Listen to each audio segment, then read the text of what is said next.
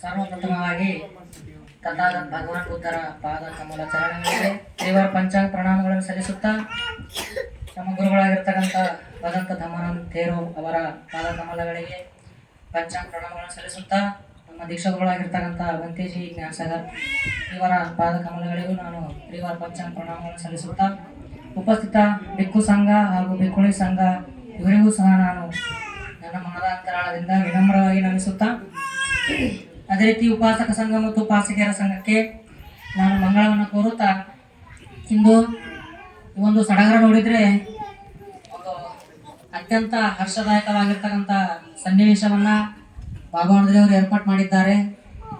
ಅವರ ಸುಪುತ್ರಿಯವರ ಹುಟ್ಟುಹಬ್ಬವನ್ನು ನಮ್ಮೆಲ್ಲರ ಸಮ್ಮುಖದಲ್ಲಿ ಆಚರಣೆ ಮಾಡಿಕೊಳ್ತಾ ಇದ್ದಾರೆ. ಅದು ಇಷ್ಟು ಭಿಕ್ಕು ಸಂಘ ಬರ್ಬೇಕಂದ್ರೆ ಅದೊಂದು ಪುಣ್ಯ, ಅವರು ಮಾಡಿರ್ತಕ್ಕಂಥ ಪುಣ್ಯ ಎಷ್ಟು ಜಮಾ ಆಗ್ಯದ ಅಂತಕ್ಕಂಥದ್ದು ನೀವು ಲೈವ್ ಆಗಿ ನೋಡ್ಬೋದು. ಹೀಗಾಗಿ ಅವರು ಸಹ ಸುದೈವಿಗಳು, ಆ ಮಗುವು ಸಹ ಸುದೈವಿ.